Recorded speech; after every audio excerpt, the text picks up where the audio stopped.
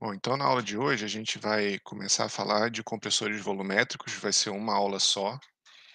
Na aula passada a gente terminou a parte de bombas, né, de deslocamento positivo. Agora a gente está vendo todos os dispositivos de deslocamento positivo, né? Então a gente viu as bombas, agora a gente vai ver os compressores. De forma geral, essa parte de compressor teria mais de uma aula, mas por causa do período especial, né, a carga horária da disciplina diminuiu, então essa aula a parte de compressor vai ser uma aula só. Bom, então os ventiladores e os compressores são máquinas operatrizes, né, aquelas que fornecem energia para fluidos compressíveis.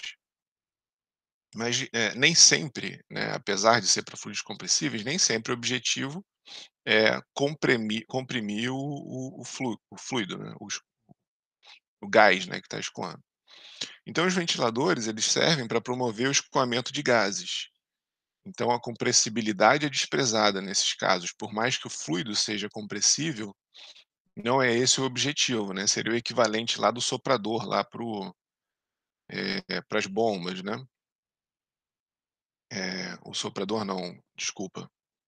As bombas de fluxo axial, né, tá. Então aí, seria mais uma analogia com turbobomba por causa disso, né, as bombas também não, elas não comprimem, né, o líquido não é comprimível, ou pouco, né, vamos dizer, todos os fluidos são compressíveis, mas alguns são menos do que outros, né, então os líquidos são menos do que os gases. E aí sim, né, os compressores, que são dispositivos mecânicos, destinado a aumentar a energia de fluidos compressíveis, mas aumentando a pressão, e isso faz com que a massa específica do fluido varie, né, porque, a característica desses dispositivos é realmente reduzir o volume numa câmara, né, e isso faz com que o volume diminua e um gás consegue ser comprimido, né, o líquido ou muito comprimido, vamos dizer assim, o líquido consegue ser pouco comprimido, tá. Então aqui a gente tem uma analogia com as bombas volumétricas, né.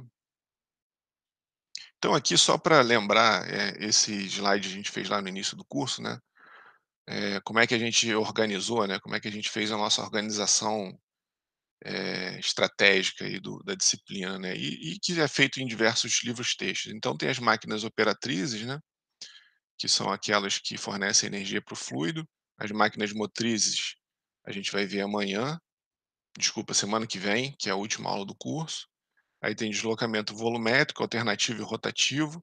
A gente também vai pular a parte de dispositivo, máquina de fluxo operatriz, volumétrico rotativo, porque a gente não vai ter tempo, e a gente vai falar só dos alternativos, compressores a gás, né, que a gente vai ver bomba de pistão a gente já viu, né, para líquido e compressor a gás a gente vai ver hoje.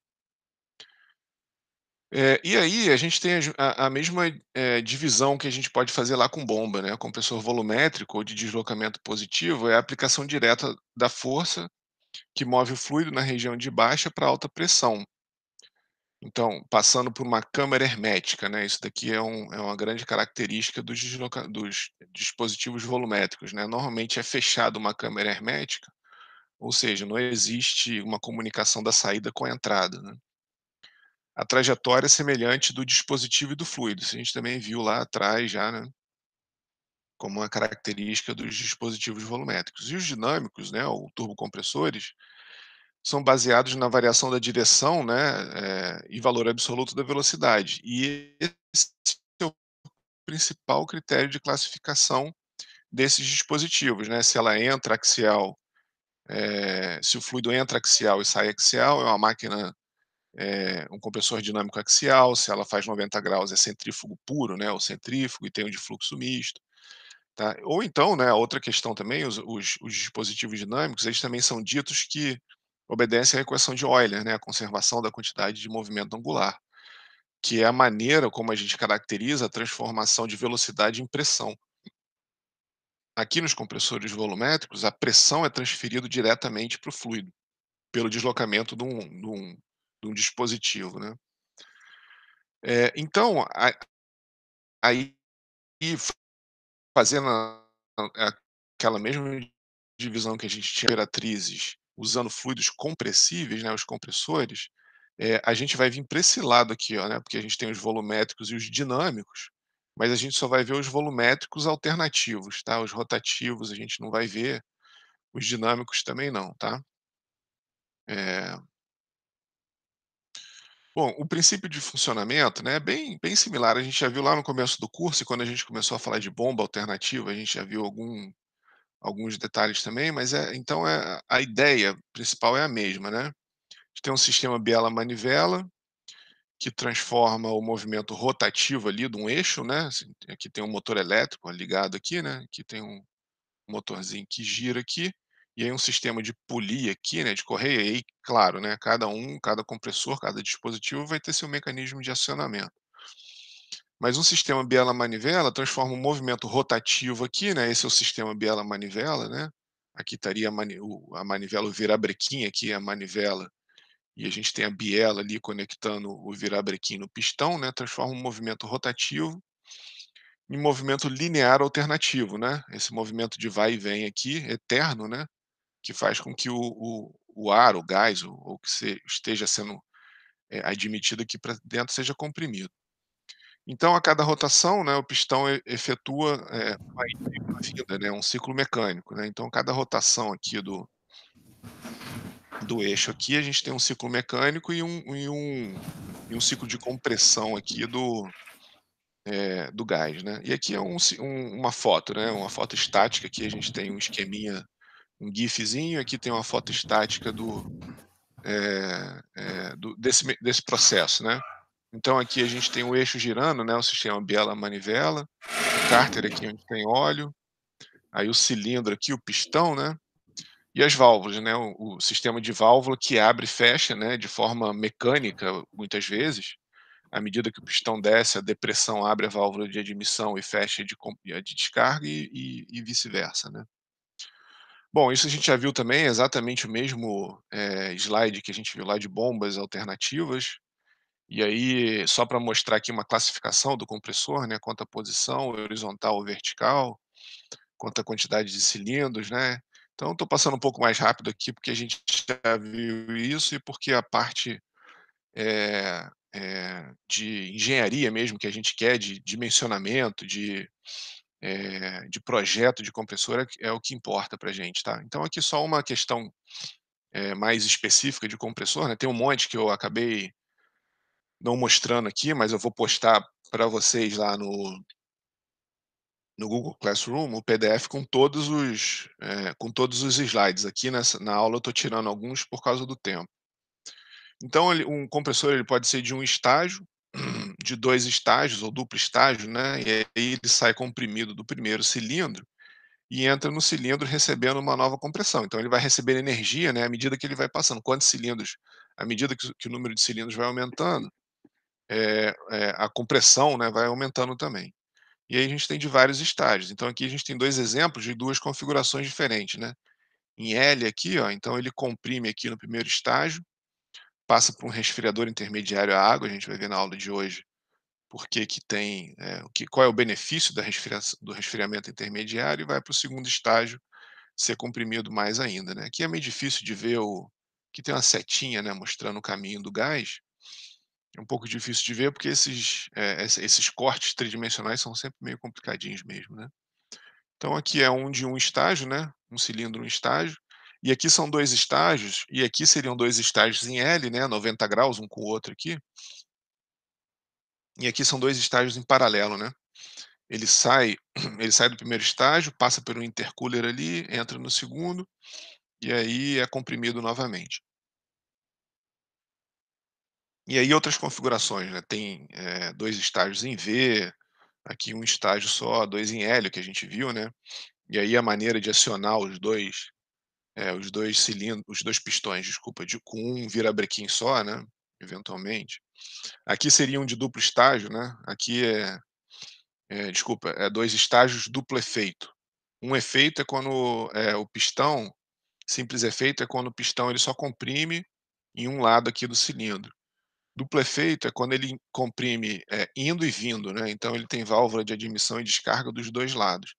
E aí tem que ter um sisteminha adicional aqui, ó, para mantê-lo na trajetória linear, sempre aqui dentro do cilindro, né. Aqui, observa que, a gente teria um problema aqui de vedação, né, porque esse à medida que ele está girando aqui, como a gente vê nesse gifzinho aqui, né, à medida que ele está girando, a manivela ela vai para lá e para cá, né. Então quando ele tem duplo estágio, a gente tem que ter um dispositivozinho adicional ali, pra fazer com que a vedação aqui do cilindro seja feita. E tá aí, né, simples efeito e duplo efeito, isso que eu estava falando. Então, a sucção o simples efeito, a sucção e a descarga é de um só lado do pistão e o duplo efeito é de ambos os lados, tá. Enquanto um succiona, né, enquanto um lado succiona, o outro descarrega. Então tá aqui, né, succionando e comprimindo desse lado e succionando e comprimindo desse outro lado. E aqui tem um mecanismo intermediário para garantir aqui que eu havia falado, né, o movimento aqui tem uma selagem aqui da câmara, esse é um selo mecânico, né. Então a manivela está aqui, né, e aí esse sistema aqui garante com que o cilindro ele tenha esse movimento, linear sem ter esse movimento da biela que impediria, eh, a selagem. Aqui, há mais alguns detalhes, né, aqui numa aula mais extensa, isso daqui eu entraria mais em detalhe, mas como, essa parte vai ser passada um pouco mais rápido, eu não vou me ater muito em detalhe construtivo e vou deixar lá no PDF para vocês. Mas é basicamente todos os dispositivos que tem no compressor, né. Então compressor alternativo monocilíndrico horizontal. E as 3 partes básicas, né, a carcaça, que protege toda ela tá achurada aqui, né, que protege todo, o dispositivo. Essa parte aqui não é pressurizada normalmente, né. O cilindro, né, que está aqui, e a peça de distanciamento que promove a vedação, entre o cilindro e a carcaça.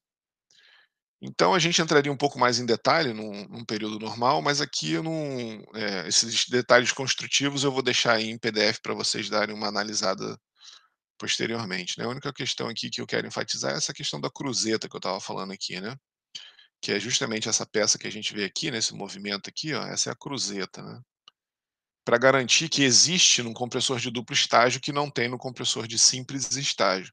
Então ela existe ali justamente para a manivela não ficar, quer dizer, a gente tem que isolar aqui, né, o cilindro, então se não tivesse a cruzeta, a manivela ia ficar nesse movimento aqui uma amplitude muito grande para ser selada aqui, tá. Então aqui também um outro esqueminha, né, de um compressor, sem duplo efeito, então aqui a gente observa que não tem a cruzeta, né, então aqui o sistema biela-manivela que vai direto no pistão, e de forma geral os compressores são lubrificados a óleo, né, os secos são mais caros. E aí todos os dispositivos aqui tem a legendazinha, né, de cada um aqui tem um resfriamento, né, então o cilindro é resfriado, né, aqui eventualmente a água, né. 2 é um intercooler, que está aqui, ó, que é quando passa de um estágio para o outro, ele é resfriado também, a gente vai ver por que que o resfriamento aumenta a eficiência, né. Bom, então eu vou passar aqui um pouco mais rápido, aqui também uma outra questão que a gente fala, que eu mostro um pouco mais de detalhe, que tem vídeo, é o sistema que é importante, né, o sistema de válvula do compressor, que é justamente ele que faz que promove ali o controle, né, de admissão, fechamento para comprimir e depois a descarga do gás. Então aqui a gente tem um esqueminha bem simplificado, né, é uma coisa até bem bem, simplesinha, né, um sistema de mola aqui, o obturador, e aqui ela está agindo, vamos supor que aqui, sei lá, tivesse o cilindro, e aqui o pistão, né, subindo aqui, eventualmente. Então ela estaria criando uma depressão aqui, na verdade aqui seria uma coisa maior, né, porque teria que ter a outra válvula, né, o pistão seria maior, porque do outro lado a gente teria que ter a válvula, por exemplo, de descarga. Teria que ter uma válvula de descarga em algum lugar aqui, porque aqui à medida que ele sobe, ele cria uma depressão que abre essa válvula e, por exemplo, aqui seria a admissão, eventualmente. Abrindo a válvula de admissão e admitindo o ar para dentro do cilindro.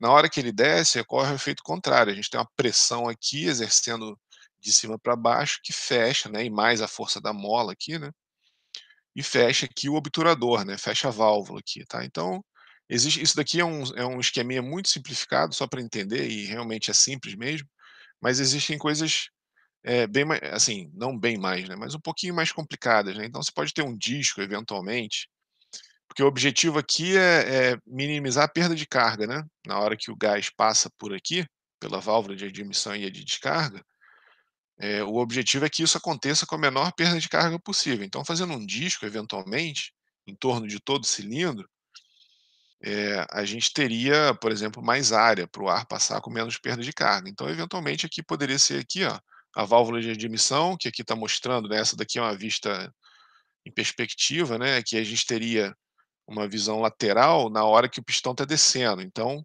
a válvula de admissão abre e a de descarga desce, né? Tem uma mola aqui na descarga forçando para baixo e aí a compressão faz com que essa válvula de descarga feche. Na hora da compressão, a geometria aqui, né, da válvula de admissão faz com que a admissão feche, né, e a válvula de descarga abre aqui, né, a pressão aumenta, e aí ela é maior, né, ela é suficiente para vencer aqui a força da mola, né, e aí ela acaba abrindo aqui a válvula de descarga. Então seria uma outra, existem várias, né, isso daqui é muito mais criatividade construtiva de fazer um dispositivo que tenha a menor perda de carga possível.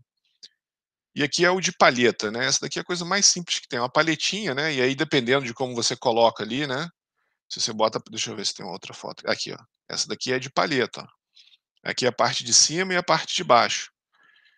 Então observa, né, na hora que o pistão desce, digamos que o pistão estivesse aqui embaixo, embaixo dessa placa aqui, né, e essa daqui é a parte de baixo da placa, a gente está olhando ela de baixo.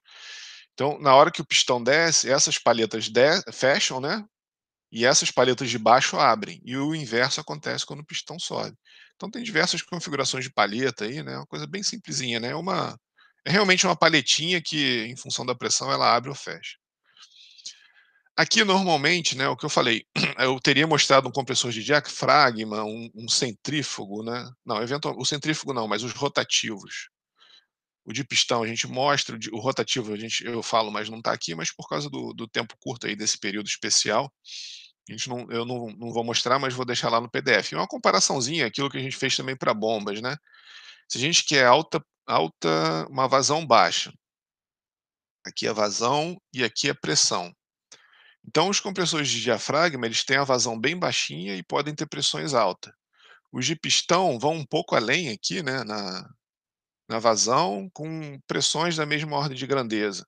Aí a gente entra nos centrífugos, né, os dinâmicos ou de Euler, né, ou os compressores que respeitam lá a variação da quantidade de movimento angular. Vazões maiores aqui, ó, e pressões um pouquinho menores aqui, né.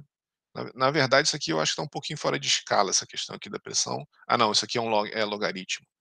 Então aqui baixou bastante, tá certo. Então quando ele cai aqui, esse pouquinho, ele cai várias ordens de grandeza aqui na pressão. E aí os axiais, né, isso daqui a gente já está até acostumado lá de bomba, né, uma bomba centrífuga tem uma pressão maior que a axial, né, que é a bomba axial, e para o compressor vale a mesma coisa, né, mas desenvolve maiores vazões. Aqui uma tabela comparativa também, só para ter uma ordem de grandeza, né, e aí eu enfatizei aqui que é para tomar cuidado, que isso é uma saiu de um livro-texto, né, então é o que eu sempre falo, sempre enfatizo e vou repetir aqui, é sempre bom consultar o fabricante, porque esses números mágicos aqui podem nem sempre ser, eventualmente um fabricante desenvolve um dispositivo que supera esses limites aqui, né. Então a gente tem aqui os alternativos, o de palheta, né, lembra lá, se vocês olharem, eu vou mandar aí no PDF para vocês vão ver o de palheta, mas é aquele que gira, né, tem um eixo, concêntrico aqui, e aí tem uma palhetinha à medida que aqui tem uma mola aqui dentro, né, que empurra a palheta para fora, e aí isso vai criando as câmaras aqui, né, a gente tem a entrada aqui, a saída aqui, por exemplo, ele gira nesse sentido. Então aqui a gente tem as ordens de vazão até 250 metros cúbicos por minuto para os alternativos, a pressão aqui o céu é o limite, né, na verdade, para um alternativo, depende muito mais da característica de resistência mecânica dos dispositivos, mas 250.000 quilopascal ou mais, né. E aí a razão de pressão, né, P2 sobre P1, ou P na saída sobre P na entrada, né, quanto que ele aumenta de pressão por cilindro. Então, grosso modo, um alternativo aumenta 4 vezes a pressão, o de palheta 4 também, mas vazões bem menores, né, que os alternativos, ou desculpa, pressão bem menores e vazões aqui também menores. Então, para cada um, né, o parafuso, aquele que eram 2 parafusos um do lado do outro, e aí ele vai comprimindo, né, o centrífugo que são os de Euler, né. Então aqui, ó, vazões bem maiores, ó, e pressões moderadas, né. Aqui também é uma ordem de grandeza. E os axiais, menores pressões e vazões também um pouquinho menores aqui que os centrífugos, mas, assim, imbatíveis em termos de vazão com relação a qualquer outro tipo de dispositivo, né, são os axiais. Eh, e aqui, só uma coisa interessante, aqui ele está falando aqui, ó, que os alternativos vai até 250 metros cúbicos por minuto, mas isso aqui só é possível com compressores policilíndricos de grande porte. Mesmo assim, esse limite aqui, segundo o livro que eu tirei, ainda é exagerado, vamos dizer assim. E algumas vantagens, né, os rotativos são menores, os compressores, de deslocamento positivo rotativos, né, vibram menos e têm menos componentes mecânicos. Então, de forma geral, eles têm essas vantagens, né. São bons para baixa pressão, baixa vazão e baixa pressão de descarga. São usados principalmente em ar comprimido e refrigeração. São esses compressorzinhos aí que a gente vê em de ar-condicionado e tudo mais, tá.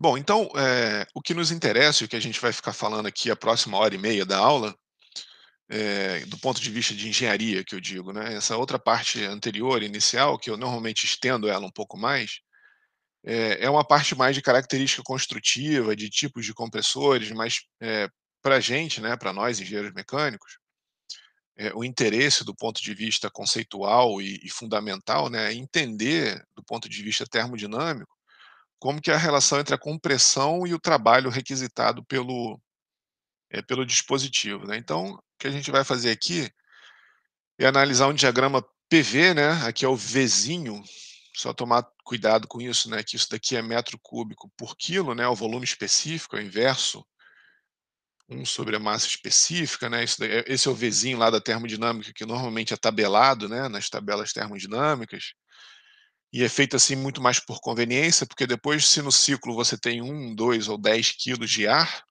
normalmente isso é uma análise de sistema que a gente faz, né, para um ciclo, de um dispositivo pistão-cilindro, então se a gente tem aqui a massa de ar ali dentro, a gente sabe o volume e todas as outras propriedades, né, por exemplo, a entalpia também, se você olhar lá nas tabelas termodinâmicas, ela é em termos de um valor específico, né, quilojoules por quilo, assim como todas as outras propriedades, entropia, tá, do energia interna, tudo está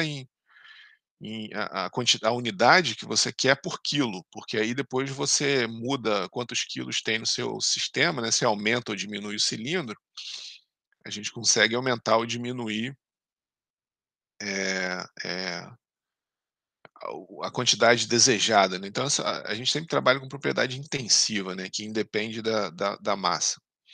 Bom, então a gente tem aqui falei isso tudo para mostrar aqui o diagrama PV, né, de um compressor volumétrico de pistão, tá. Vocês vão ver lá quando eu mandar para vocês o PowerPoint, o PDF com todos os slides completos, vocês vão ver que tem lá o compressor volumétrico de palheta, o de parafuso, desculpa, o volumétrico rotativo, o de parafuso, de palheta. Mas a gente normalmente estuda, essa questão mais para o de pistão, que é opa, passou aqui sozinho. Que é o que é mais utilizado e é o que permite um tratamento analítico, vamos dizer assim, termodinâmico, né, para nós engenheiros mecânicos que têm mais interesse, tá. Então representa a pressão, então esse diagrama aqui, né, representa a pressão e volume na câmara de compressão. Então o que que a gente tem, né, para os alternativos, ó, P1 pressão na sucção, né, tá aqui, ó, esse é o P1 aqui, P2 é a pressão na descarga, tá aqui em cima. E aí a admissão e a descarga são isobáricas. O que que é admissão? É aqui, né, aqui é todo o momento que o pistão está descendo. Na verdade, a descida do pistão começa aqui, ó, a gente vai ver isso com um pouquinho mais de detalhe na frente, mas até esse pontinho 4 aqui a válvula está fechada, a válvula de admissão está fechada. A gente vai, caracterizar também, dar nome a todos esses estados aqui, né.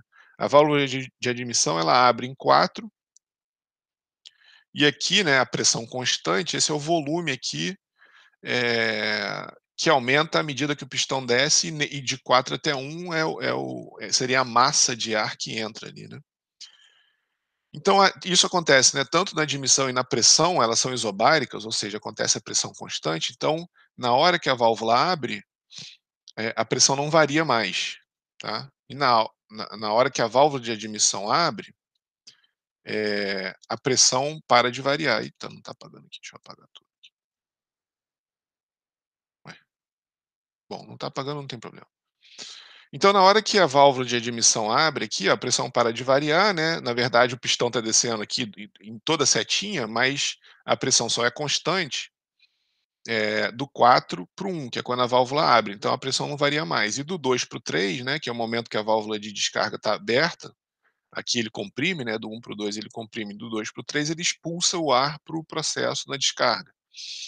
Tá? Então, esses processos são isobáricos aqui, né? A admissão, aqui seria a admissão, e aqui seria a descarga. Então são isobáricos, né, pressão constante. A compressão, a admissão e a descarga, tá, são isobáricos. A compressão e a expansão dependem das trocas térmicas. A gente vai fazer um estudo termodinâmico para explicar essa frase aqui, tá. Então, basicamente, essa curva PV aqui, ó, ela depende de como, as taxas de transferência de calor se processam ali durante o processo de compressão e de expansão aqui, tá. A gente vai ver isso com bastante detalhe agora. E aqui isso é importante, na realidade o gás não passa por esse ciclo termodinâmico, ele eventualmente até aqui é aspirado de 4 a 1, isso está certo, de 1 para 2 ele é comprimido, 2 para 3 ele descarrega, mas de 3 para 4 o gás não volta aqui para dentro do pistão, né, ele obviamente ele vai embora.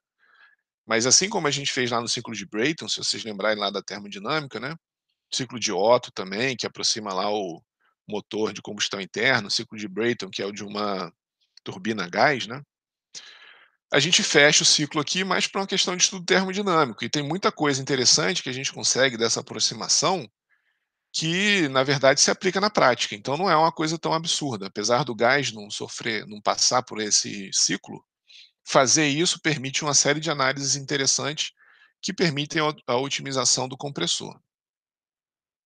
Aqui também, né, eu não mostrei, né, mas vocês lembram lá que o compressor de parafuso, eles são 2 parafusos, assim, em paralelo, né, aí o gás entra aqui, então não existe volume morto.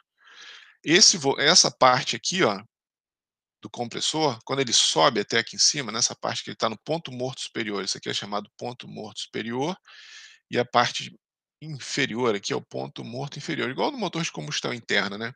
Então ele não pode ir muito até aqui em cima para não bater aqui, né, no cilindro ali em cima, e desculpa, passou aqui. E também por causa da válvula, então ele não pode bater aqui em cima. Então sempre vai existir um volume morto aqui, ó, que não é aproveitado, é um volume morto, não serve de muita coisa.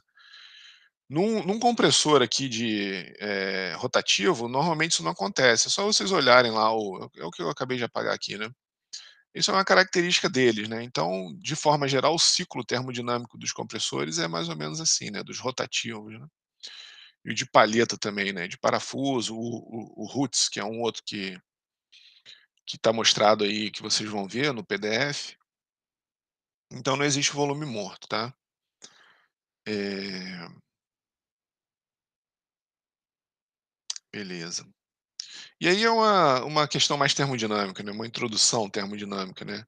Nesse tipo de dispositivo tem uma variação de massa específica, e aí a gente tem um trabalho de compressão associado, né, trabalho de compressão e de expansão. Isso aí, lembrando lá da termodinâmica, dos primórdios da termodinâmica, né, aquele sisteminha pistão-cilindro, que a gente faz aquela análise mais simplesinha de colocando peso em cima, e aí a gente vai comprimindo ali o gás, né, e aí a gente estuda a integral de PDV como trabalho associado a essa compressão ali, né. E a gente vai ver hoje que pode ser a integral de PDV ou integral de VDP, né.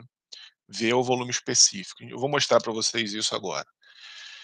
Então, a variação ocorre a variação do estado termodinâmico, né, ele vai passando de P1 para P2, cada ponto aqui do ciclo aqui, né, cada ponto aqui do ciclo, né, é um estado termodinâmico, P1, P2, depois P3 e P4. Então a gente vai estudar esses estados termodinâmicos aqui, né, para analisar, o trabalho requisitado pelo compressor em função das trocas térmicas, eh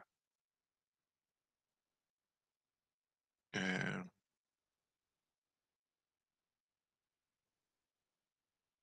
associado a esse processo. Você falou agora que eu tô vendo que você falou aqui, Rodolfo, estava online no streaming do dia 12. É porque eu não botei isso no streaming, né, ele deve ter meio confundido a cabeça e foi mal. Bom, beleza, tá, então tá bom. Bom, então a variação de massa específica, né, acarreta, né, em transformação da energia mecânica, né, nesse caso é só a pressão que a gente tem, então, a gente despreza qualquer variação de energia potencial e cinética, e energia térmica, isso na verdade é uma consequência do processo, a gente vai ver que essa questão da a gente essa variação de energia mecânica por causa da massa específica, ela vai ser muito mais importante na transformação em trabalho, né, mas em consequência desse processo, a gente tem uma taxa de transferência de calor.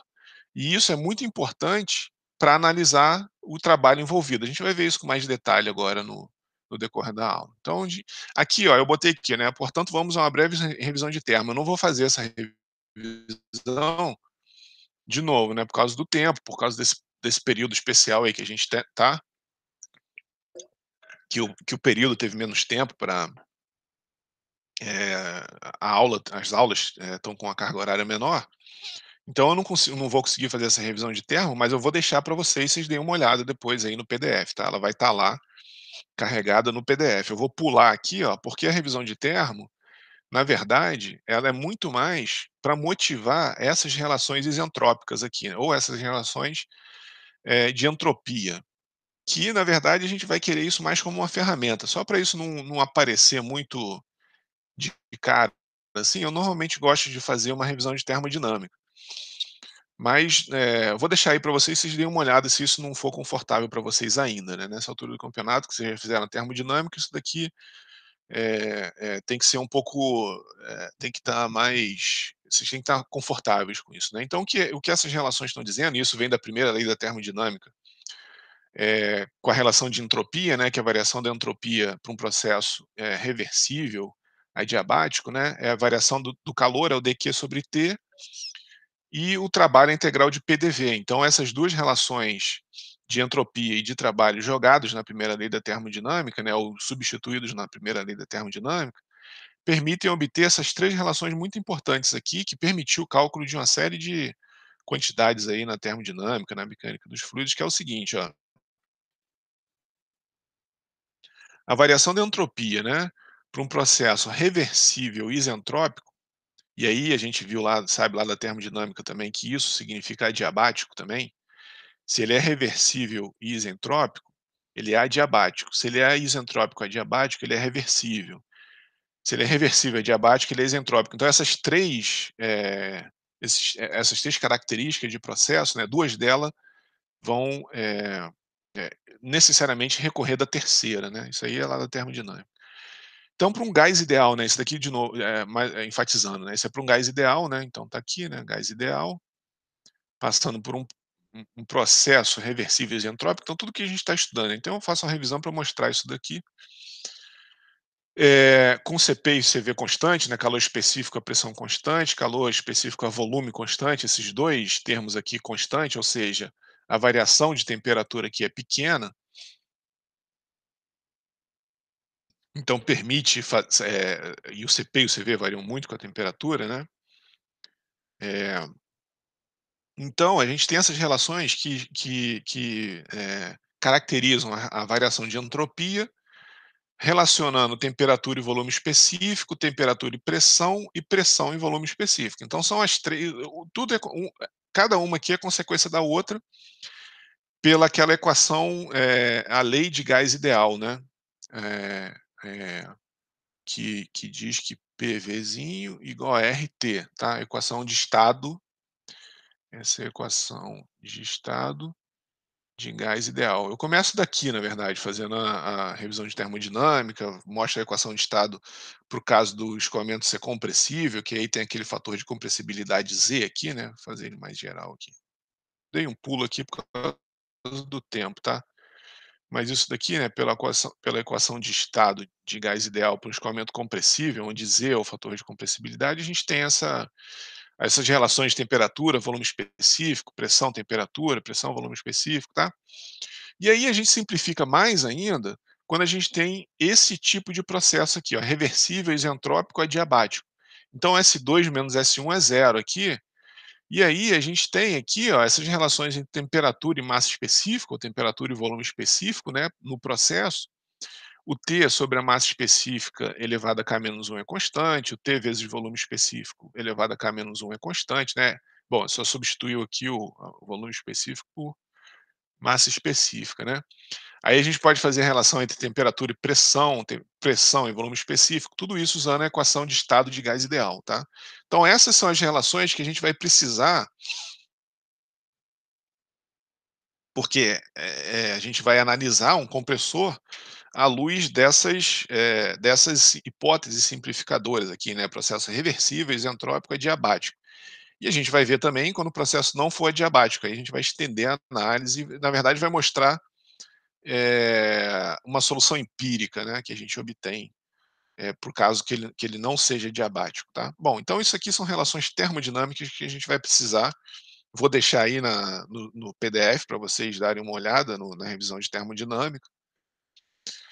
Então guardem essas relações numa caixinha aí do cérebro, elas vão voltar mais para frente aí, tá. Temperatura, isso é o seguinte, né, temperatura vezes pressão elevado a um, o que que é o K, né, o K, ele é o Cp sobre Cv, calor específico a pressão constante, sobre calor específico a volume constante, tá. Então isso que é o K dessas todas essas relações aqui, tá. Aí o gás que a gente está analisando, a gente tem que pegar lá nas tabelas termodinâmicas, isso também vai estar mostrado aí na revisão de termodinâmica, todas essas propriedades de vários gases aí, tá. Bom, e aí da revisão da termodinâmica, da equação de estado de gás ideal, bom, a gente precisa dessa relação PV, né, por causa do ciclo termodinâmico do compressor. Então por isso que eu estou falando isso aqui, ó, vimos 2 comportamentos PV, que são obtidos da equação de estado de gás ideal para processos isentrópicos reversíveis, então adiabáticos, tá. Então, ó, essa relação aqui, ó, é a equação de estado de gás ideal para um processo isentrópico, PV igual a RT igual a constante. Isso quer dizer, né, que o P1 V1 igual a P2 V2 igual a uma constante. Ao longo dessa linha aqui, ó, o que está dizendo, né? Se eu mantenho a temperatura constante, se eu vou mantendo a temperatura constante, de alguma forma ao longo desse processo, a pressão e o volume variam, mas sempre que eu multiplico pressão vezes volume, então aqui ó, P1 V1 igual a RT, aqui também, né? P2 V2 igual a RT, aqui também, P3 V3 igual a RT. Então, cada vez que eu multiplico pressão e volume, se for, né?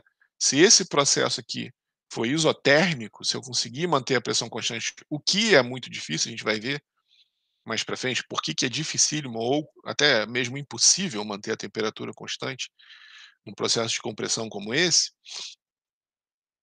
a vez, cada vez que eu multiplico pressão e volume aqui, eu tenho a mesma constante, que é o R vezes o T, tá? Então essa é a característica do processo isotérmico. E isso vem lá da equação de estado de gás ideal. A gente viu dessas relações aqui, ó, que a relação entre pressão e volume está aqui, ó. Pressão e volume elevado a K para um processo isoentrópico reversível, ele é constante. Então eu tenho aqui, sei lá, o ar, se isso aqui for o ar, eu não lembro de cabeça, mas acho que o K é 1,4 para o ar. Isso vai estar na tabela aí. Digamos que seja 1,4.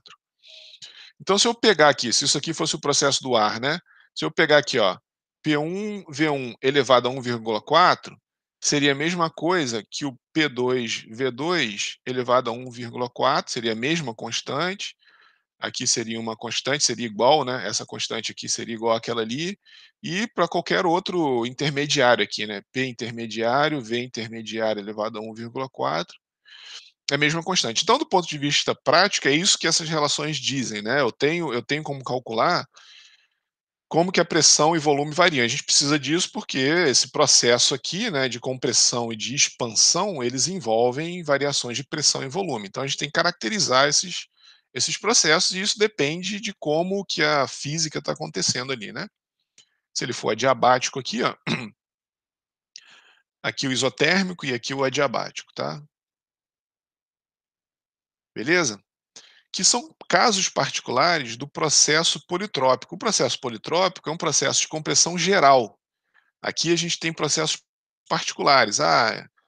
Várias hipóteses aqui, né? Ele é isentrópico, ele é reversível, ou seja, a entropia não varia, ele é reversível, isso aqui é uma hipótese forte, né? Não tem nenhum fator ali que é de irreversibilidade, né? Compressão não resistida, atrito, transferência de calor com diferença finita. Então, esse processo aqui tem uma série de hipóteses, né, onde a gente pode aplicar essa expressão aqui, PV elevado a K igual a constante. Então, esses dois casos aqui são casos particulares do processo politrópico, que a gente vai ver agora. E lembrando aqui, né, que o R é o CV menos CP e o K é o CP sobre CV, tá? Então, são duas propriedades também que vêm das tabelas. Então, o que que é o processo politrópico, né? É um processo reversível também, né? Aí a gente, normalmente na termodinâmica, a gente consegue estudar processos reversíveis, né? As irreversibilidades fazem a complexidade do processo subir muito. Então, ele se dá com transferência de calor, então ele não é isentrópico. Observa que esse cara aqui, né, é isentrópico reversível. O processo aqui é adiabático, né? Então, o fato dele ser isentrópico faz com que ele seja adiabático, né? Isentrópico e reversível faz com que ele seja diabático. O politrópico ele tem uma certa flexibilidade nessa hipótese. Então existe uma certa transferência de calor, então ele não é isentrópico, né? E aí nesse processo politrópico, a variação de pressão e volume, né? No processo de variação de pressão e volume, o log, né? Se eu pegar o log de P vezes o log de V, a gente vê que é uma inclinação, uma reta com inclinação menos n.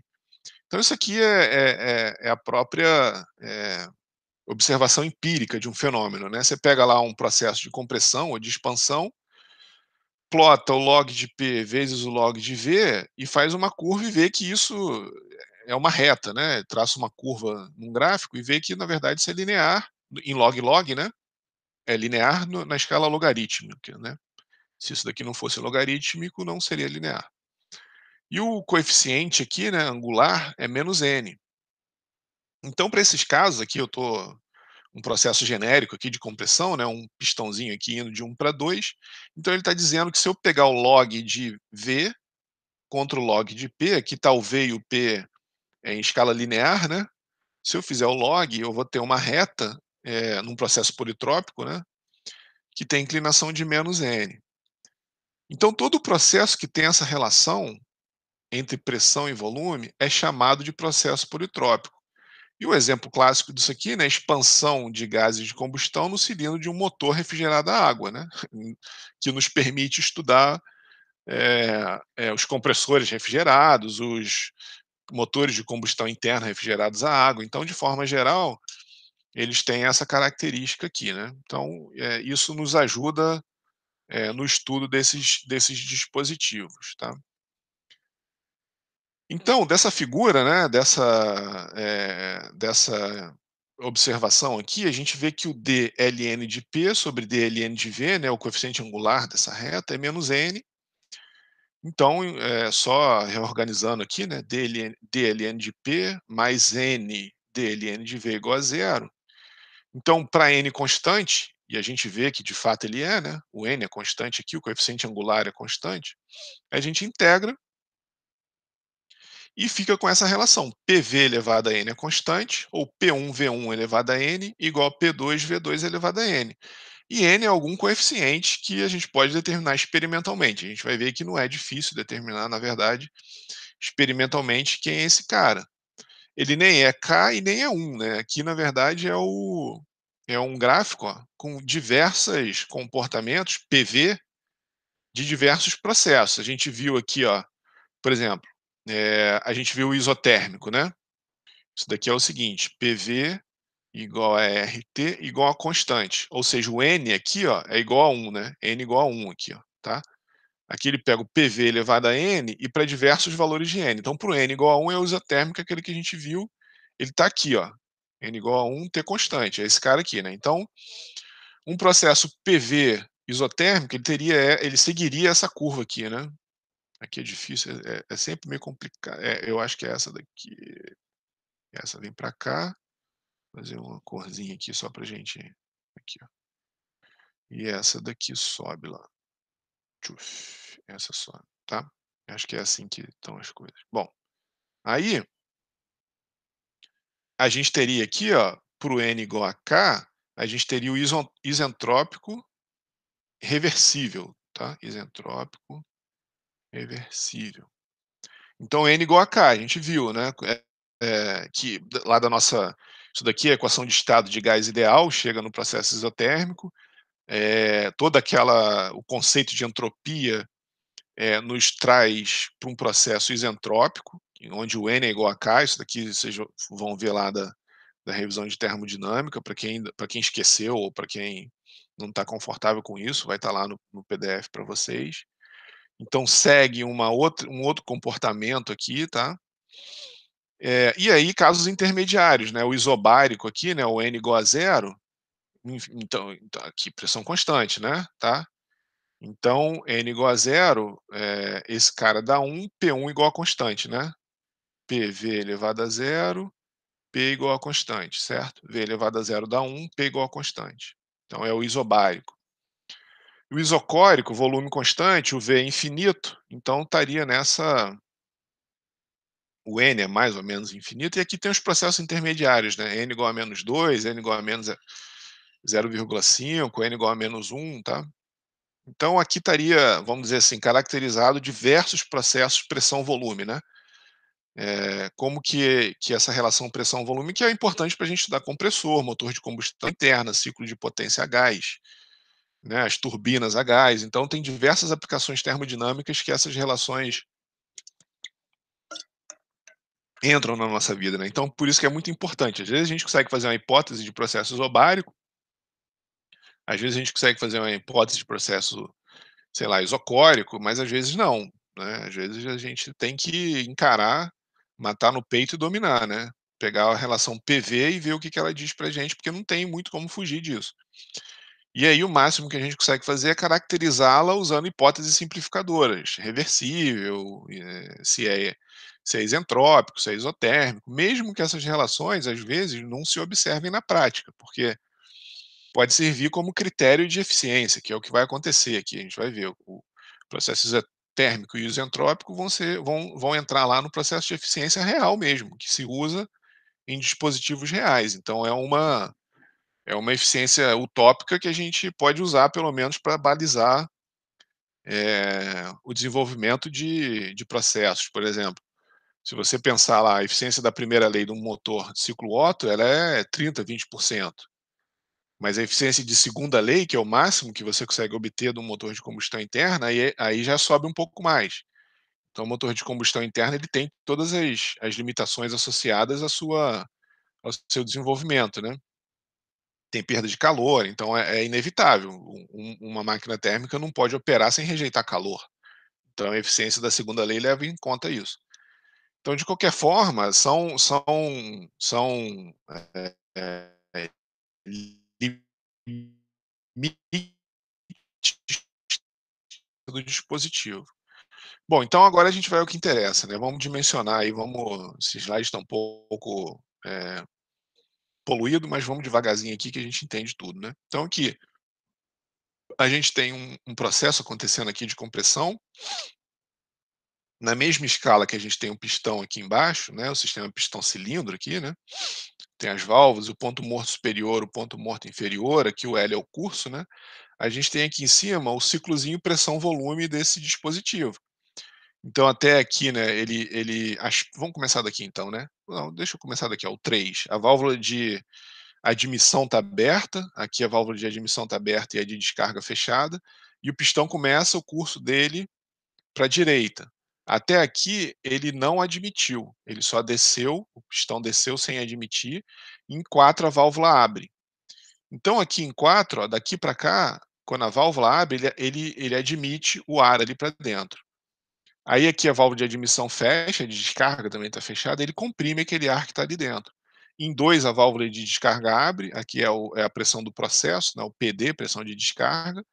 Então a válvula de descarga abre e ele descarrega aqui de forma isobárica, né, lá para o processo e o ciclo retorna, né? Descarga isobárica, admissão isobárica, expansão e compressão adiabáticas, né?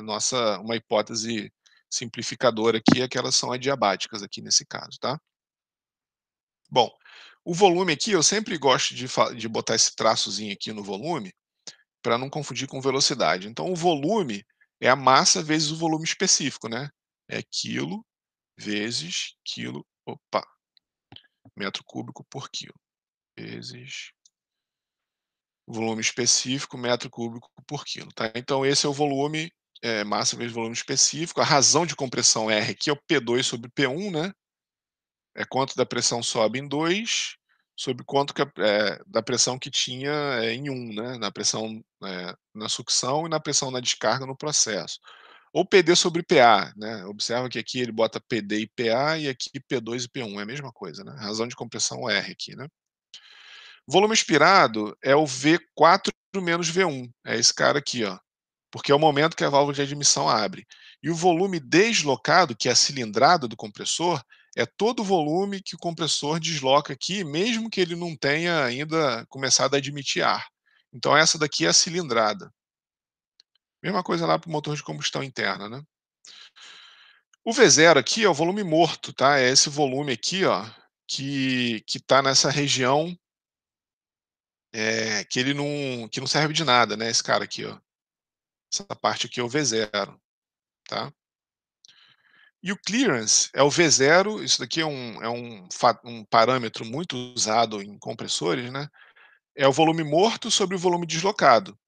Ou seja, quanto do volume morto, porque é uma quantidade muito crua, né, você dizer que o volume morto é tantos milímetros cúbicos. Então a gente tem uma quantidade adimensional aqui, né, uma relação entre o V0, entre o volume morto e o volume deslocado. A gente quer que esse valor seja o menor possível, né? Que o volume deslocado seja grande e perto do V0, tá? Então, um V0 para um compressor pequenininho, entendeu? Esse clearance aqui ele é mais para fazer essa análise, né? Tirar ali a componente geométrica, né? Se o compressor é grande ou pequeno, usando o conceito de clearance, a gente não, a gente já informa que o V0 sobre o volume deslocado é um certo percentual. Então, a primeira coisa que a gente vai fazer, né, calcular para um compressor é o rendimento volumétrico. É quanto do volume aspirado é a porcentagem do volume deslocado que é aspirado. Claro que a gente quer que isso seja o máximo possível, né? Ou seja, quanto do volume aspirado que está aqui, ó, que é esse cara aqui, né, que é quando a válvula de admissão abre, é do volume deslocado que é do 3 até o 1, né? Então é V1 menos V4 sobre V1 menos V3, tá? Então é a fração do volume deslocado que efetivamente aspira o gás. É sempre menor ou igual a 1 pela própria compressibilidade do gás. A gente nunca consegue, no momento que o pistão está descendo, abrir a válvula. Então, até algum momento, o pistão desce ou volta, né? Ou vai para a direita aqui. Nesse caso, ele não está descendo, ele está indo para a direita, aspirando, né? Aspirando aqui, ele vai para a direita. Então, à medida que ele desce, então existe uma certa compressibilidade do gás que faz com que a válvula não abra de imediato. Então, isso é sempre menor que 1.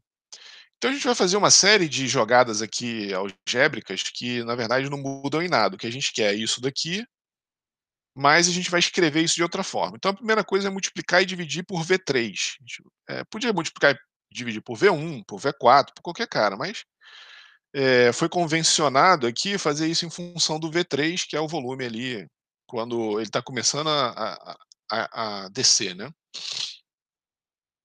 Começando o processo de aspiração sem efetivamente ainda estar aspirando o ar, né, ele tá no curso descendente dele, mas ainda não está entrando o gás ali dentro do compressor. Então a gente multiplica e divide por V3 essa expressão, né, então fica isso daqui é igual, é equivalente, né, essa expressão aqui é equivalente a essa aqui de cima, mas escrito de forma diferente. E aí a gente vai lá e, isola esse termo aqui, né, isolou ele aqui e escreveu e expandiu aqui, né, V1 sobre V3 menos V4 sobre V3. Somando e subtraindo 1, também não vai dar em nada, né.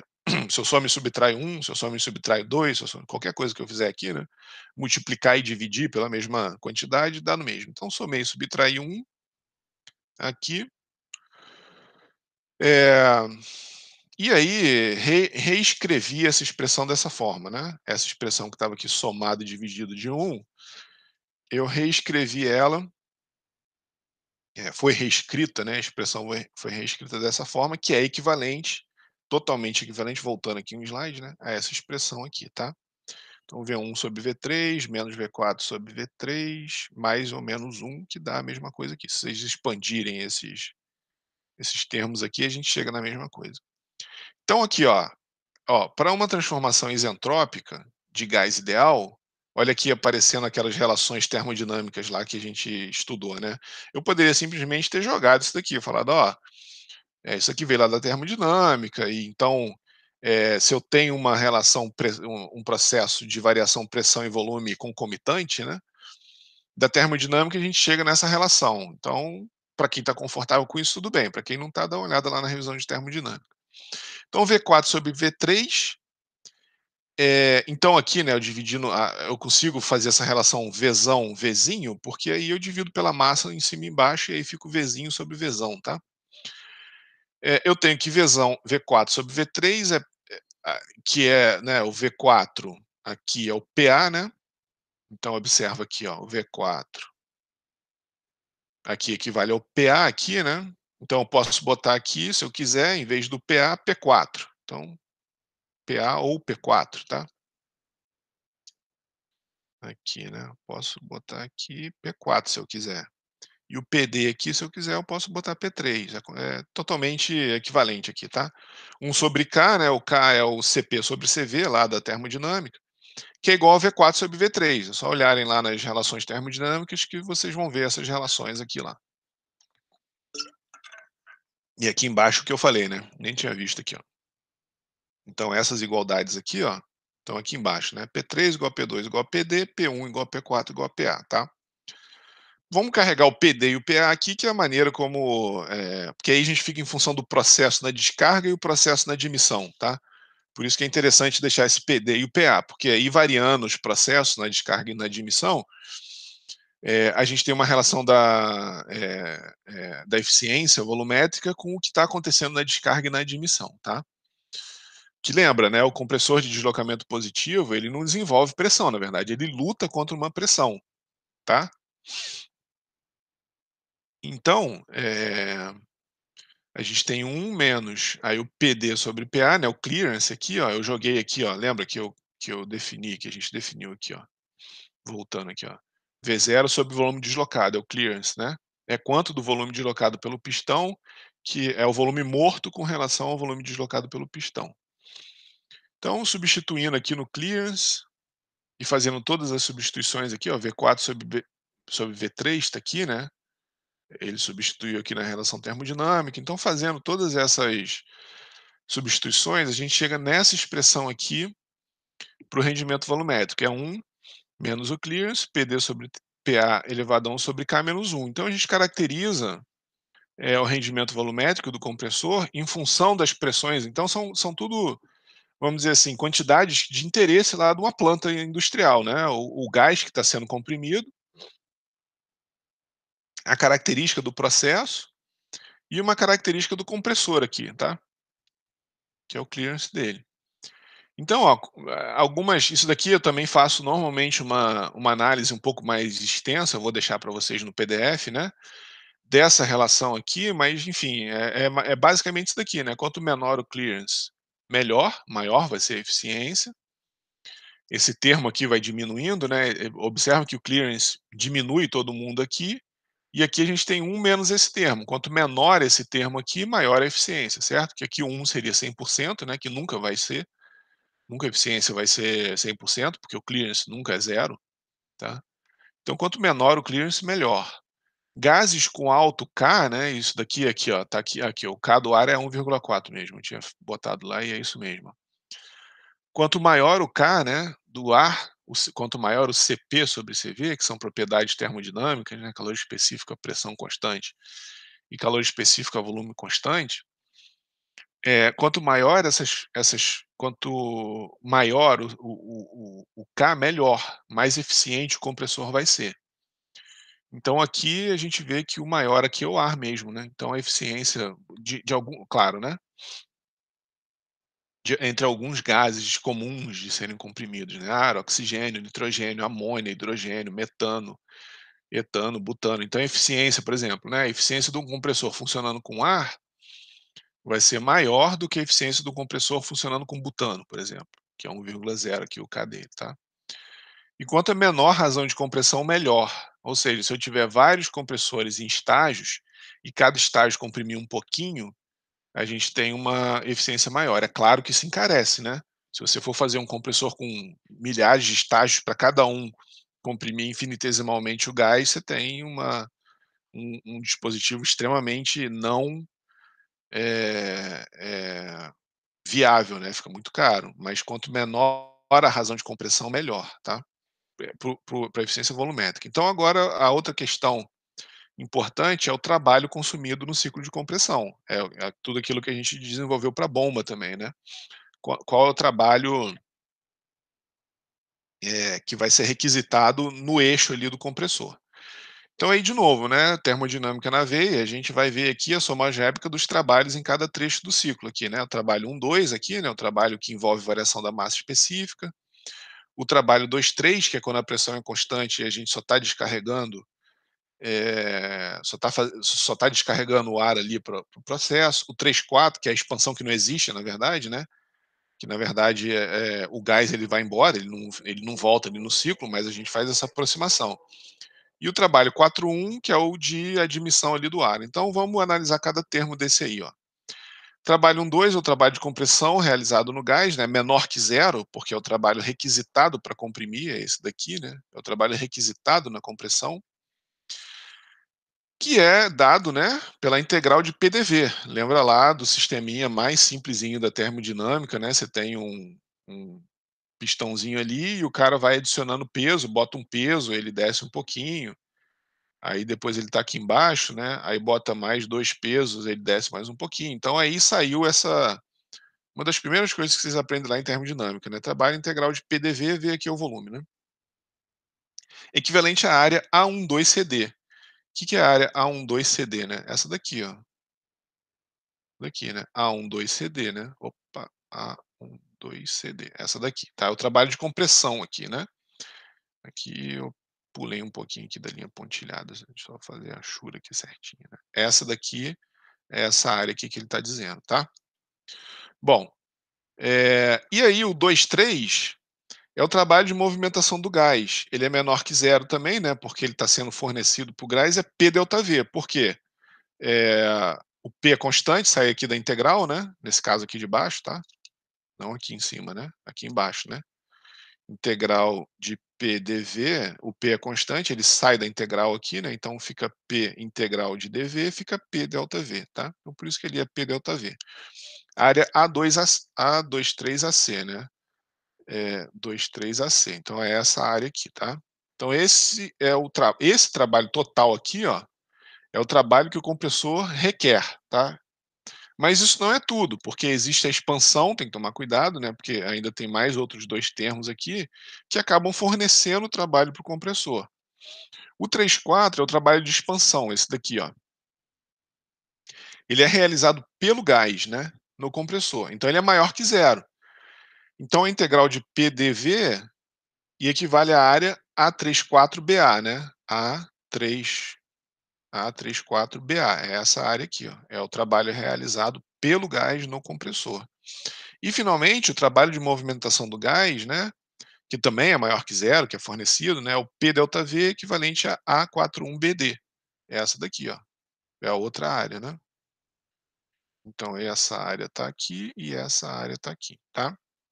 Então a soma algébrica das áreas é o trabalho líquido fornecido pelo compressor no gás, é o que a gente tem, né, é o sistema, né, o sistema é o gás. Então a gente está ali dentro com o nosso compressor, o que a gente está analisando é o sistema aqui que é o gás, tá.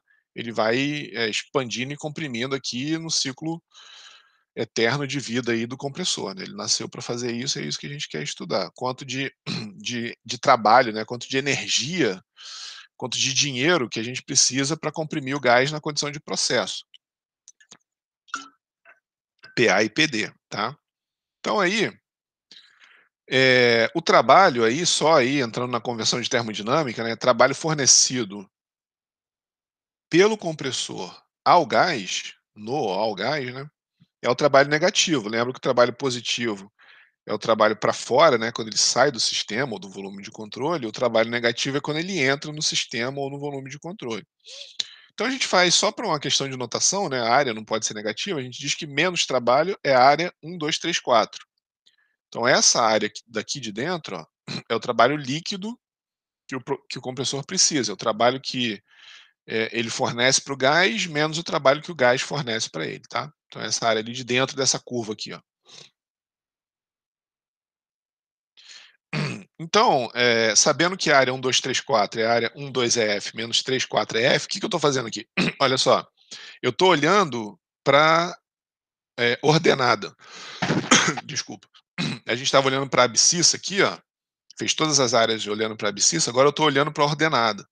A área 1, 2, 3, 4 é 1, 2 é F, é 1, 2 é F aqui, ó, é essa área aqui, ó, que é equivalente, tá? Só estamos fazendo uma brincadeirazinha de área, menos A34 é F, para mostrar uma relação importante aqui, que é essa daqui, ó. 34 é F, essa área aqui, ó. Essa área, tá? Então ele está dizendo que a gente também pode fazer essa relação pela ordenada aqui, não pela abscissa, que é equivalente, claro que é equivalente, não tem como não ser. E aí, a gente pode escrever também que o trabalho é integral de PDV ou o trabalho é integral de VDP, tá? É integral de VDP de 1, 2, né, é essa integral aqui de 1, 2, menos a integral de VDP de 4, 3, essa integral aqui, ó, tá? Menos essa área aqui, né, a integral desse processo vai dar a área aqui de baixo da curva, menos a integral desse processo vai dar a área embaixo dessa outra curva, e aí a gente tem um argumento geométrico para chegar numa relação que o trabalho também pode ser calculado pela integral de VDP, tá? Isso daqui, de novo, né, eu faria uma análise termodinâmica para mostrar isso daqui em termos termodinâmicos, é possível fazer isso. Vamos ficar com essa análise diária, eu vou postar para vocês, no Classroom lá, o PDF mostrando como que a gente chega que o trabalho também pode ser a integral de VDP, é uma também de novo, né, uma revisão de termodinâmica, isso daqui vocês já viram lá em termo, mas só por causa do tempo, eu não vou conseguir fazer essa revisão de termodinâmica, mas vou deixar lá para vocês olharem. Então isso daqui é uma coisa importante, só mostrando que o trabalho não só é integral de PDV, ele também pode ser, determinado como a integral de VDP. E aí tem 2 coisas, ó, deixa eu mostrar, eu vou falar isso no próximo slide, vou voltar nessa questão no próximo slide, que é importante. E aí a gente precisa então, se a gente tem que a integral que o trabalho é integral de VDP, a gente vai precisar de novo aqui, ó, voltando nas nossas relações termodinâmicas, ó, usar uma das formas do comportamento PV visto anteriormente, né, a gente tem que caracterizar como que a pressão e o volume específico variam no processo para a gente saber o trabalho. Então, de novo, né, não só no rendimento volumétrico, como no trabalho aqui requisitado pelo compressor, a gente tem que saber a relação PV para quantificar o rendimento e o trabalho. Então, de novo, repetindo aqui, isso aqui a gente já viu. Ó. PV elevado a K é constante para o processo isentrópico reversível. Reversível. Ou seja, adiabático. PV igual a RT é constante para o isotérmico.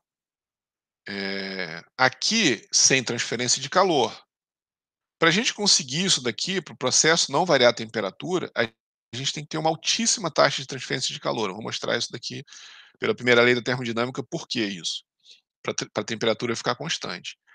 E o PV elevado a N é um processo politrópico genérico, é alguma transferência de calor. Ele está entre os dois aqui, né? Em termos de transferência de calor, ele estaria aqui no meio. O isentrópico é reversível, é adiabático, sem transferência de calor. O isotérmico é com uma altíssima transferência de calor, para a temperatura não variar. E isso daqui, o politrópico, né, um caso, vamos dizer assim, mais geral, esses dois casos eh eh, são casos particulares, fugiu a palavra, são casos particulares do processo politrópico, é alguma transferência de calor acontecendo ali, na relação PV, tá. A gente vai ver isso com um pouquinho mais de detalhe agora, nos próximos slides.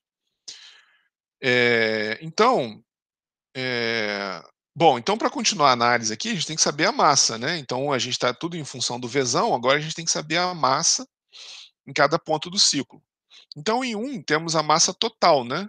Quando ele está em um aqui, ó, nesse ponto, a gente tem a massa total. O que que é a ma que é o volume total então, né, a massa total vezes o volume específico do gás, né, tá. Em 3 tem uma massa residual, volume morto, quando ele está aqui, ó, que observa, essa a gente está analisando essa integral aqui, para saber o trabalho, né. Então aqui a gente tem o volume, que é a massa aqui que tem dentro daquele volume morto ali do compressor, vezes o volume específico. Então, aqui quer dizer, ele não está completamente vazio, né, então por isso que aqui em 3 você tem um volumezinho uma massazinha residual ali, que é do volume morto. Então fazendo essa relação aqui, né, para cá, ó, que a gente tem aqui? Massa total integral de 1 a 2, volume específico dP, menos massa residual integral de 4 a 3, VdP. Eh, então, ó, como a expansão e a compressão por hipótese acontecem entre os mesmos estados termodinâmicos, a gente tem que essas integrais aqui são iguais. Então a gente bota o M em evidência, então o trabalho fica igual a massa integral de 1 a 2 VdP. Ou poderia ser de 3 a 4, de 4 a 3 VdP também. Por conveniência e por hipótese, né, como é o processo de compressão está acontecendo aqui, a gente fica com a integral de 1 a 2 VdP. Com a massa sendo a massa total menos a massa residual, tá? É a massa que tem aqui, dentro do é a massa em 1 menos a massa em 3, então é essa massa total que está aqui dentro do cilindro. Então esse é o trabalho por unidade de massa. Então ele é 1 a 2 VdP, tá? Então eu peguei aqui o Wzão e dividi por M, tá? Wzinho é igual a Wzão sobre M. Então Wzinho, né, menos Wzinho aqui de novo, né, só por causa da convenção de sinal, integral de 1 a 2 VdP, tá? Então isso daqui veio por um argumento geométrico, hein, cuidado, só isso que eu quero enfatizar, né, a gente só chegou nessa relação que Wzão é M integral de VdP por um argumento geométrico. Tem a questão termodinâmica aí que eu pulei, mas vou deixar para vocês eh, olharem aí no, eh, no PDF, tá? Bom, então aqui, ó, só mostrando uma coisa que eu acho importante, pelo menos do ponto de vista termodinâmico, que se você estiver fazendo uma análise de fronteira móvel, ou seja, a gente tem aqui um cilindro, e aí tem lá a massa de ar aqui, né? E a fronteira do sistema está aqui, ó. Na hora que você comprime, a fronteira vai mudar para aqui para baixo, né? A massa fica constante, a fronteira muda. Então, quando a gente está fazendo uma análise de trabalho de fronteira móvel realizado no gás, a gente fica que o trabalho é integral de PDV, né? Isso daqui a gente viu lá da termodinâmica, mas é possível mostrar também que o trabalho de eixo realizado no gás é a menos integral de 1 a 2 VdP, realizado no gás, tá? E aí o sinal de menos aqui é uma questão de volume específico que, enfim, qual é o sentido do processo aqui, né? E aí Se o volume diminui ou aumenta, o sinal de menos aqui vai acompanhar o trabalho fornecido ou recebido pelo gás, tá. No caso do compressor, aqui é o inverso, né, o caso do compressor, a gente estaria para cá, e essa integral aqui seria positiva. Bom, eh, aí essa característica da transferência de calor é a relação PV, tá. Essa relação a gente vai ver isso com mais detalhe, até um pouquinho mais para frente, tá. Então a gente tem uma relação entre trabalho de compressão e as taxas de transferência de calor, a gente vai ver isso com mais detalhe agora, tá. Porque então, ó, sem Q, né, sem transferência de calor adiabática, a gente tem essa relação PV, isotérmico, muita taxa de transferência de calor, a gente tem essa relação PV, e alguma taxa de transferência de calor, a gente tem um processo politrópico, a gente tem essa relação PV, tá. Então a relação a característica da transferência de calor, se ela transfere ou não calor, rege o comportamento do trabalho fornecido ao compressor pela relação PV, tá? Isso que é o importante de enfatizar aqui dessa relação. E aí o que que a gente faz agora então, né? A gente substitui esses caras aqui, ó, PV elevado a K igual a constante, PV igual a constante, PV elevado a N igual a constante, aqui dentro dessa relação VDP, tá? E é o que a gente vai fazer agora. Então, ó, trabalha menos integral de VDP. Vamos pegar a relação mais geral, o politrópico, tá? Esse daqui é o politrópico, que é o que está aqui, né? Aqui, ó. Politrópico aqui, ó.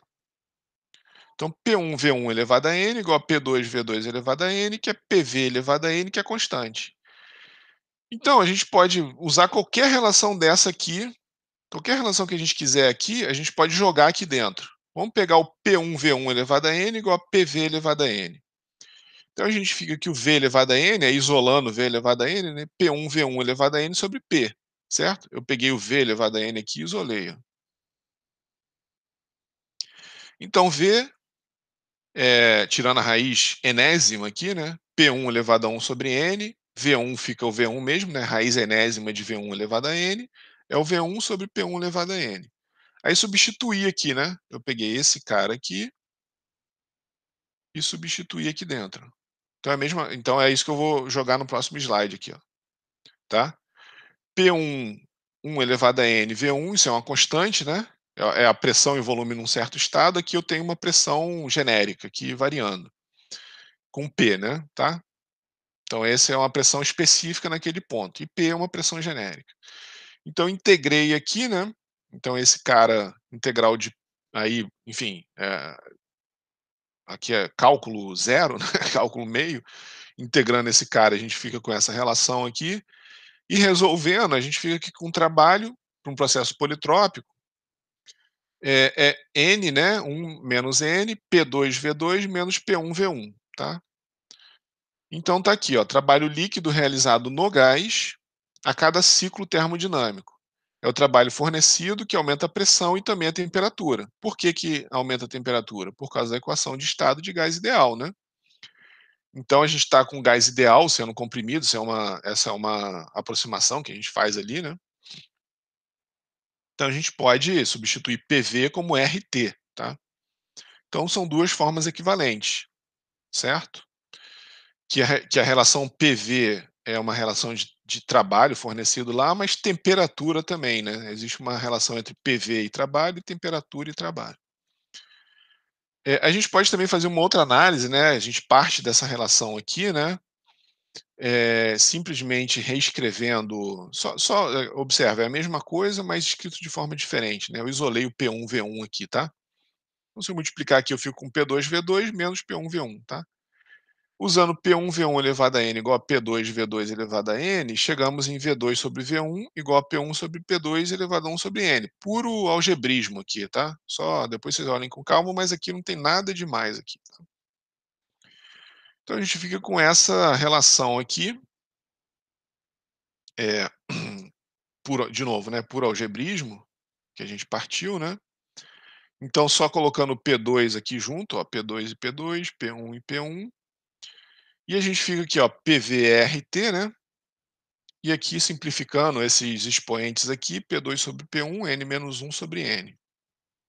Então é uma sopa de letrinha aí, né, só para ficar com uma terceira relação equivalente aqui, ó, para trabalho para um processo politrópico. Então, se esse processo de expansão e compressão forem politrópicos, né, forem caracterizados como politrópicos, isso tem que ser dito, né, não tem jeito, isso tem que ser dito. Ele é igual a essas expressões que são totalmente equivalentes umas com as outras pela expressão, equação de estado de gás ideal, tá? Para um escoamento compressível, tá?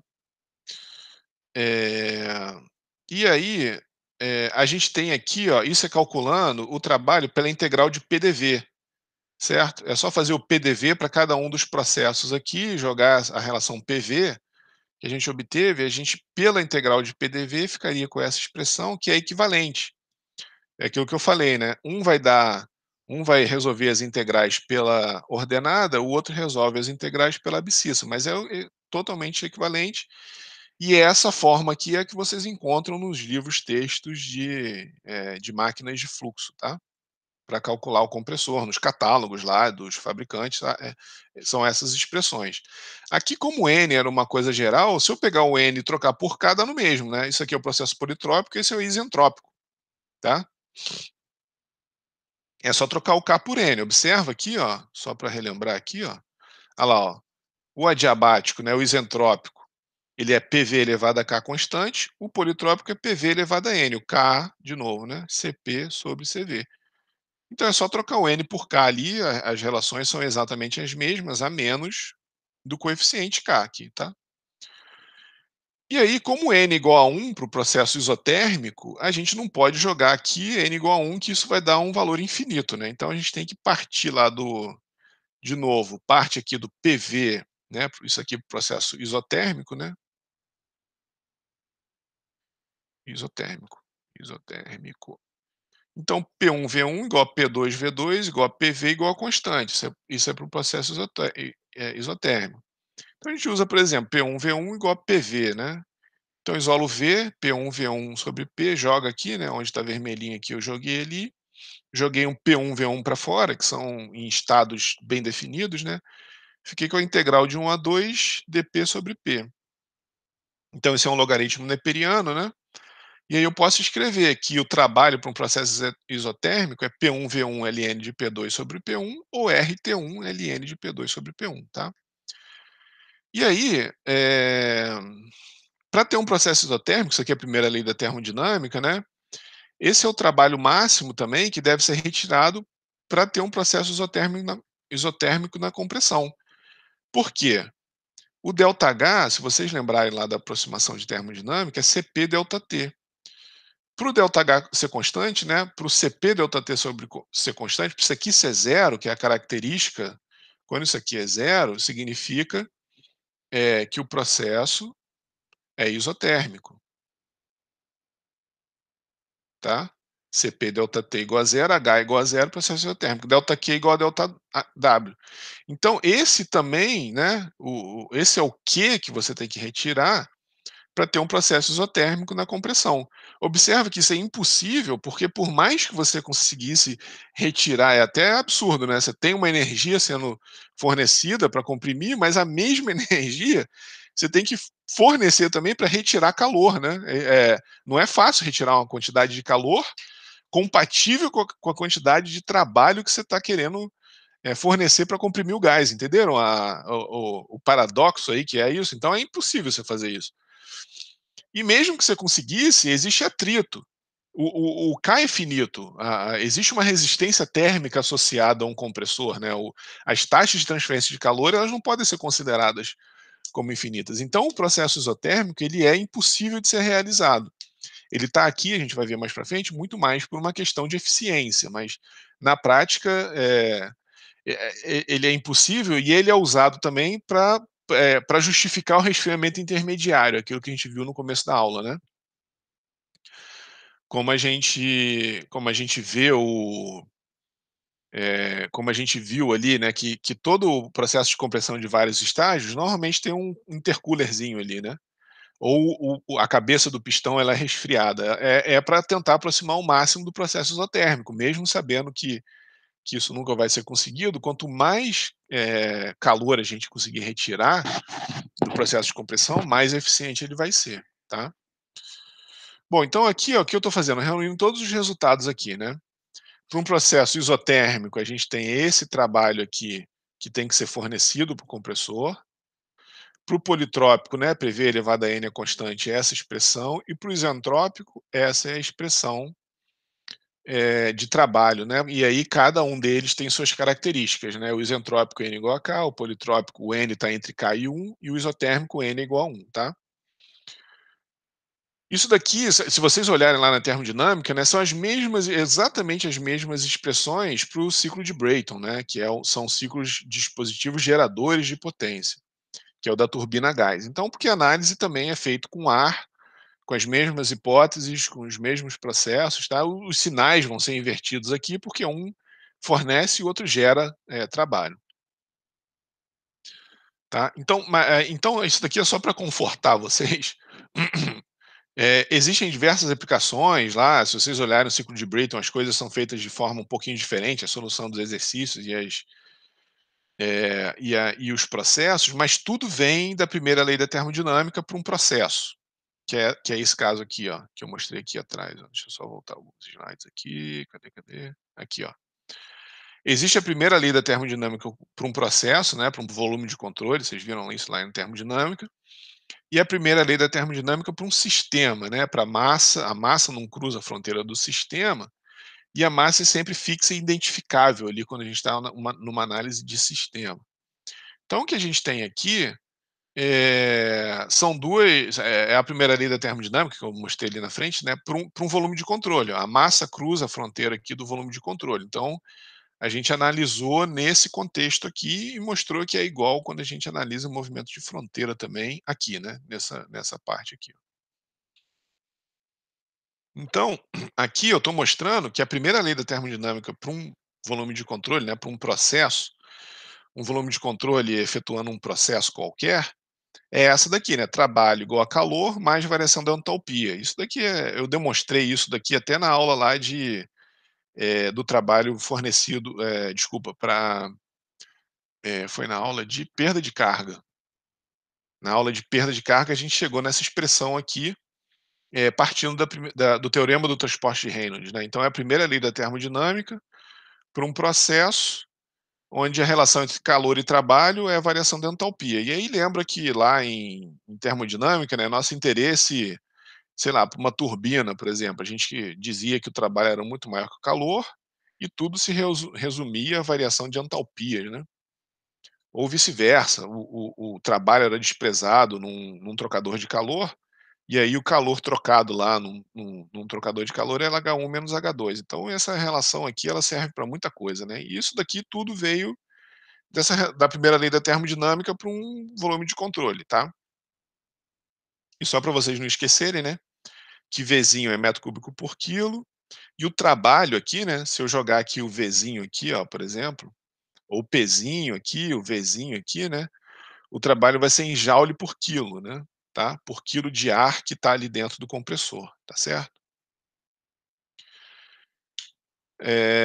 E aí, quando a gente isso aí justifica, né, toda essa questão que a gente está falando, mostra que o menor trabalho de todos aqui, ó, é o trabalho isotérmico, apesar dele ser impossível, né, mas é o que dá a menor área aqui, né, se a gente observar aqui, ó, tá. Então por isso que a gente quer desesperadamente resfriar o processo de compressão, mesmo sabendo que isso não é possível, né. Então aqui, ó, aqui seria um diagrama PV, aqui ó, um processo adiabático, né, o isentrópico, aqui um PV, aqui seria o politrópico, um PV elevado a 1,3 igual a constante, o 1,4 seria do ar aqui, ó. Eh Ou seria um processo politrópico ou de algum ar, algum gás que tem o K de 1,3. Aqui está o K do ar, né, adiabático para o ar aqui, ó, PV elevado a 1,4, adiabático. PV elevado a 1,3, esse aqui ele eventualmente está caracterizando um processo politrópico. E aqui é o mesmo processo, ó, só que com resfriamento, tá vendo, ó? Então, aqui eventualmente seria um compressor, que ele está comprimindo o ar aqui, né, aqui tem as válvulas de admissão e de descarga, e aí na hora que ele sai, ele passa por um resfriamento intermediário aqui e vai para um outro estágio do compressor ali, né. Tem também as válvulas de admissão, válvula de descarga, aqui o compressor, certo? Aquilo que a gente viu, né. Ele passa de um estágio, vai para o outro, sendo resfriado sendo tendo um resfriamento intermediário. Na hora que a gente faz o resfriamento intermediário, a gente economiza essa quantidade de trabalho aqui, ó, que a gente está tentando aproximar da curva isotérmica aqui, né. Aqui talvez esteja muito exagerado, eventualmente ele não chega tão perto da curva isotérmica, porque para chegar aqui o resfriamento teria que ser bem grande, né. Mas aqui ele vai afastando aqui, tá vendo? Bom, então essa é a justificativa do fato da gente querer resfriar, né, fazer o resfriamento intermediário. Para o processo adiabático, nessa transferência de calor, o menor trabalho requerido é o isentrópico, é esse daqui, ó.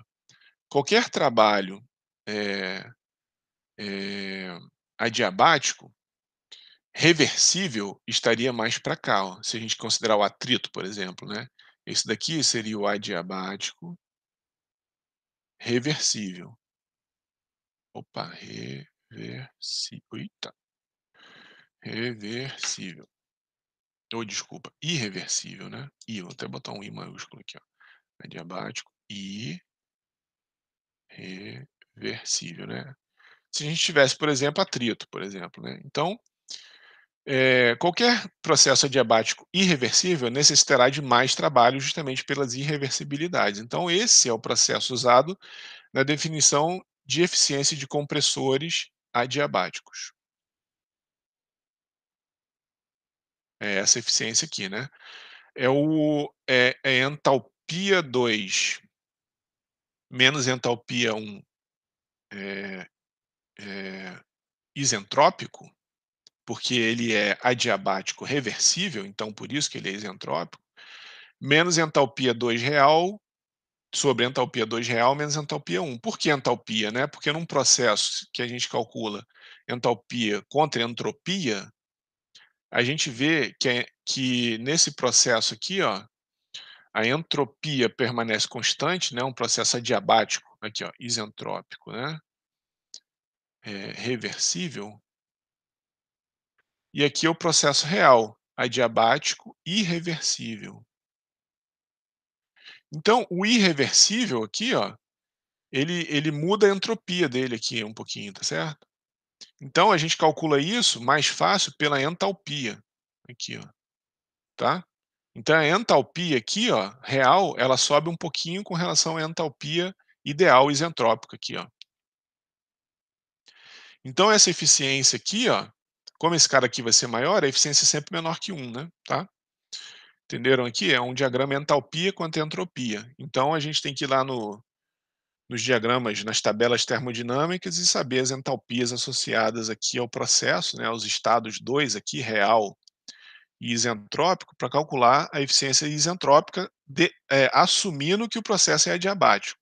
Se ele não for adiabático, e isso acontece várias vezes, porque o resfriamento ele é intencional, ele pode ser feito de forma intencional, para reduzir o trabalho requerido, isso é que é feito na maioria das vezes, né. Então, a eficiência isentrópica nesse caso, né, ela não pode ser adequada, porque a gente está tendo efetivamente uma transferência de calor. Então a gente usa o processo isotérmico reversível como modelo ideal.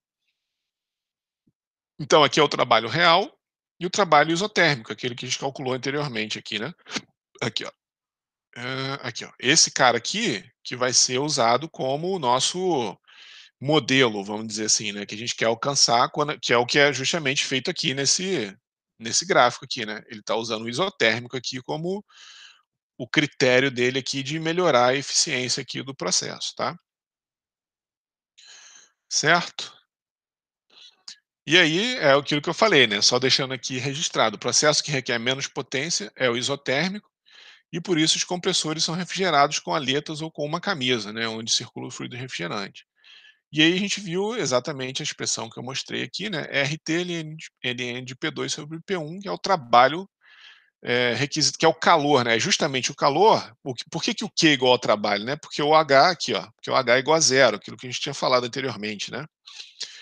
Então a gente teria que retirar essa quantidade de calor aqui para ter um processo isotérmico que chega a ser absurdo, porque é justamente o trabalho que você tem que fornecer para o compressor, comprimir o gás. Então você não vai querer, eh eh, ter essa briga de calor e trabalho, né. São energias, eh que seria ser um paradoxo isso, tá certo?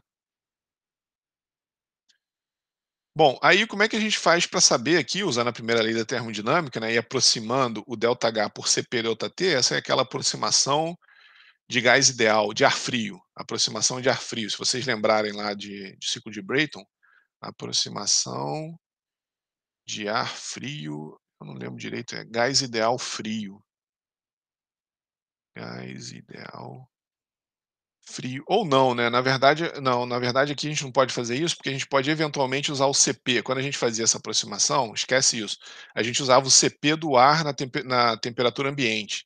Aqui eventualmente a gente pode fazer um Cp médio entre T2 e T1, tá. Então aqui, ó, a gente pode fazer essa aproximação que o ΔH é Cp ΔT, isso vem lá da termodinâmica, e o trabalho, né, usando aqui o trabalho isotérmico, a gente tem N sobre 1 menos N R T2 sobre T1. Não, na verdade esse é o trabalho geral, desculpa, esse não é o isotérmico. Esse é o trabalho politrópico, tá? É o trabalho mais geral que a gente tem, politrópico. Então esse daqui é um termo de calor bem genérico mesmo, tá? Uma aproximação de entalpia aqui, Cp ΔT, e o trabalho aqui politrópico, né, se a gente botar o N igual a K aqui, tem o isentrópico, e se a gente quiser jogar aqui, a gente sabe que o Q é igual a isso, né, fazendo uma análise de calor agora, né, o Q vai ser igual a isso para o processo isotérmico, mas ele vai ser igual a isso daqui para um processo genérico, né. E aí se ele for isentrópico, claro, né, e aí a gente está rearranjando essa expressão aqui, ó, se ele for isentrópico, o Q é igual a zero, tá. Então a gente tem o Q para todos os casos, né. O Q para o processo isotérmico é esse, RT1 ln P2 sobre P1 igual ao trabalho, né, para o ΔH ser igual a zero. O Q para o processo politrópico é essa expressão aqui, né, substituindo H igual a Cp ΔT. Então a gente tem o N menos K, né, aqui a gente só fez a sopa de letrinha aqui, né, R igual a Cp menos Cv, K é Cp sobre Cv, então ficou com essa expressão aqui, né, Cp N menos K, N menos 1K, T2 menos T1. Se o processo for isentrópico, N igual a K e o Q igual a zero. E aí volta para nossa, claro, né? Isentrópico nem precisaria pensar muito, é o processo isentrópico reversível, né? Desculpa, reversível. O Q é igual a zero, tá? Beleza? Se o gás não respeita a equação de estado de gás ideal, né? Lembra lá da termodinâmica que tem um fator de compressibilidade Z, que é que a gente faz uma aproximação de gás ideal, quando a gente está numa certa condição, isso vai estar lá na revisão de termodinâmica que eu vou mandar para vocês. Então, o Z é igual a 1 quando ele respeita, né? Uma das primeiras coisas que eu escrevi lá para vocês. PV igual a ZRT. Então, se a gente tem um gás, por exemplo, o ar, a gente considera o ar na condição que a gente tá, que eu estou aqui, e vocês estão aí assistindo, e todo mundo está, né, como gás ideal.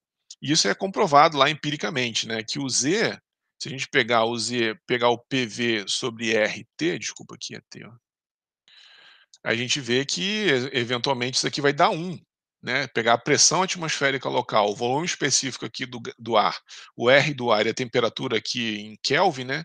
Isso daqui vai dar 1, significando que a gente pode usar até um certo limite de pressão e temperatura, né, uma aproximação, a equação de estado de gás ideal para o ar, mesmo que o ar seja uma mistura de gases, né. Então agora, se a gente estiver numa condição de pressão, eu esqueci de cabeça aqui, vai estar lá nas apresentações, no PDF para vocês. Mas existe uma série, um envelope de pressão e temperatura que são pressões baixas, eu acho. Enfim, eu não vou me comprometer muito não, porque isso está escrito aí no PDF que eu vou mandar para vocês. Mas existe um envelope de pressão e temperatura, onde a gente consegue fazer essa aproximação, de ar como um gás ideal. E aí, o que que a gente faz, né? O trabalho, observa, eu simplesmente peguei para um caso politrópico e joguei esse termo aqui, ó, Z1 mais Z2 sobre 2. O que que é o Z1 e o Z2, né? É o Z, isso daqui é tudo tabelado lá, né, das tabelas termodinâmicas. É esse Z no estado 1, o Z no estado 2 é o fator de compressibilidade. Compressibilidade. É uma forma muito simples de levar em conta, né, o distanciamento aqui da aproximação de gás ideal, para quando ele está nos estados 1 e 2. Observa, ó, que toda essa expressão aqui a gente deduziu, a gente já viu isso daqui, né, isso daqui está nos slides anteriores. Já visto aí nos slides anteriores. Então eu simplesmente peguei o caso politrópico, né, poderia ter pegado aqui o isotérmico, poderia ter pegado o isentrópico e ter usado a mesma aproximação aqui, Z1 mais Z2 sobre 2. Então essa expressão aqui, ó, vale também, opa, isso daqui, ó, vale também para o isotérmico e o isentrópico, tá? Beleza? Aqui é só uma maneira bem simples de determinar o coeficiente politrópico, né? É aquilo que até que a gente viu. Se o P1 V1 elevado a n é igual a P2 V2 elevado a n, a gente simplesmente isola os P's aqui de um lado e os T's do outro e tira o logaritmo de ambos os lados. N igual a ln de P2 sobre P1 no numerador, e no denominador é ln de P2 sobre P1 menos ln de T2 sobre T1. Então eu meço P2, meço P1, meço T2, meço T1 e o seu N, tá? Então é uma maneira empírica de determinar o N num processo de compressão PV, tá? Certo? Aí o ciclo real, né? Alguns fatores que fazem com que o ciclo ideal que a gente viu se afaste e se aproxime, né, do ciclo ideal, do ciclo real, né? Porque tudo aquilo que a gente viu considerava processos ideais, né? Por exemplo, aqui na compressão, na hora que a válvula ela abre, existe uma certa inércia aqui que ela não abre, e no tamanho certinho, existe uma diferença de área entre a parte de trás e a parte da frente. Existe a inércia da válvula, perda por atrito. Então tem uma série de fatores que fazem com que o trabalho aqui seja maior na hora que a válvula abre, a válvula de descarga abra, e a mesma coisa na válvula de sucção, né? E outra coisa é que o volume morto faz com que uma certa quantidade de gás ele volte e seja comprimido de novo. Então não é sempre o gás, vamos dizer assim, que está vindo do processo de sucção, né? É um gás que está recirculando ali dentro, certo? Então a inércia da válvula, existe uma série de processos que fazem com que o trabalho fornecido ao gás aqui seja menor, e o trabalho fornecido ao compressor, né, aquele trabalho que o gás fornece, é essa parte aqui de baixo. E o trabalho fornecido ao gás aqui seja maior. Então, isso afasta o processo ideal do processo real, tá? Ele é bem similar, né, se a gente observar aqui, né, ele acaba sendo similar ao real, a menos dessas subidinhas e descidinhas aqui, mas as inércias, essa questão da recirculação do gás, a própria esses fatores, eles não afastam muito o formato qualitativo aqui do ciclo. A carga no eixo, né, a gente viu isso para a bomba rotativa, né, é bem parecido aqui para o compressor, ó. É a pressão, aqui ele chamou de pressão do lado sem o pistão de HE e o lado com esse pistão aqui, né, com esse eixo aqui, né, de CE. Aqui é head end, lado da cabeça, né, aqui o C eu não lembro direito o que que é. Mas enfim, vocês podem fazer o que vocês quiserem aqui, P1, pode chamar de P1, aqui de P2, área 1, área 2, enfim, isso aí vai da nomenclatura que vocês quiserem, né. Então é fácil aqui, né, a força que é exercida aqui, né, é a pressão no lado HE vezes a área P menos a pressão no lado CE, e aí a gente tem que diminuir aqui, né, a área equivalente aqui ao eixo, tá? Então por isso que é a área do pistão menos a área do eixo. E aí tem esse frame load aqui, né, que aí a gente pode estar interessado também no que acontece aqui, né, que é uma parte importante que, do ponto de vista prático, né, é o que o compressor suporta aí, para se manter nessa configuração, tá. Existe uma questão interessante também que é a descarga livre padrão, que os equipamentos que usam ar comprimido, ele tem a vazão expressa não em relação à pressão de operação, né, que pode ser alta, mas em relação à pressão atmosférica local. Então, a descarga livre padrão é a quantidade de ar livre descarregada por um compressor corrigidas para as condições de pressão, temperatura e umidade na admissão. E quais são essas condições? Pressão atmosférica no nível do mar, né, 760 milímetros de mercúrio, temperatura de 15 graus Celsius e umidade relativa de 36%. E aí é fácil, ó, usa a equação de estado de gás perfeito, e aí a gente traz de uma condição de pressão para a condição de pressão padrão, né. Então aqui P2, V2, T2 seria a pressão padrão, por exemplo, e aqui seria a condição do processo. E aí é só isolar o P, o T, ou quem a gente quer aqui, usando a equação de estado de gás ideal, tá. A vazão também é bem tranquilo, a gente viu isso lá no caso de bomba rotativa, cada rotação do eixo de manivela, a gente tem um ciclo de compressão. Então, para um compressor de simples efeito, tem a vazão calculada dessa forma, né? A vazão comprimida, vezes a rotação em RPM aqui, né?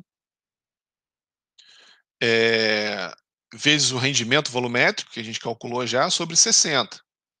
Então, isso daqui, se N ponto for em RPM, né? Aqui, ó, N ponto em RPM, a gente divide por 60. Se for rotação por segundo, não precisa, né? Já está em segundo, tá? Ou radiano por segundo, não precisa. Certo? Então, VC é a cilindrada do compressor, né?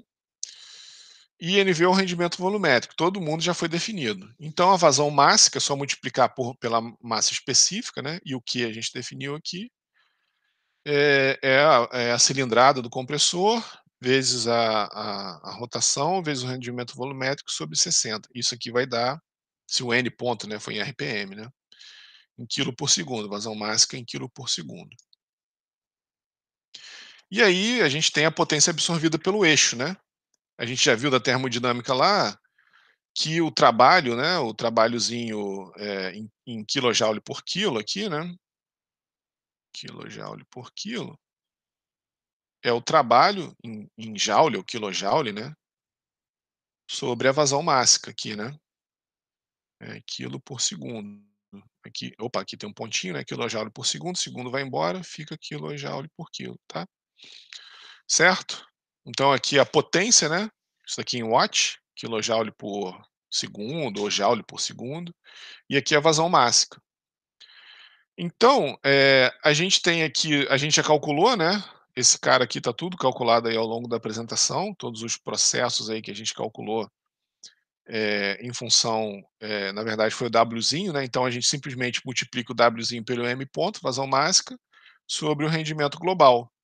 Que é o rendimento global? O rendimento mecânico e o rendimento isentrópico. Isso tem que ser dado, né, certo? Esses rendimentos aqui tem que ser dado, para a gente poder calcular a potência absorvida no eixo, que é justamente o que a gente quer, né, certo? Multiplicar esse trabalho, esse daqui foi o trabalho, vamos dizer assim, derivado, né, anteriormente, aqui na aula, né, na aula, né, todos os termos de trabalho para o isotérmico, politrópico e para o isoentrópico reversível, adiabático.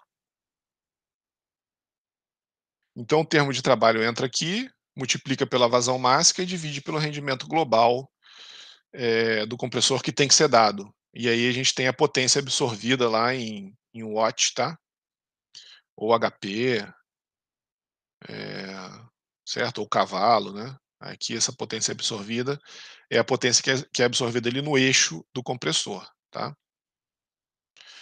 Eu não vou fazer esse exercício, também vou deixar aí para vocês, que ele não é longo, mas vai extrapolar um pouco o horário da aula. Então eu vou deixar também, em PDF, quem tiver dúvida aí pode me contactar, tá, beleza? Alguma dúvida aí, Rodolfo? Vou parar aqui parar a gravação que acabou a aula. Interrom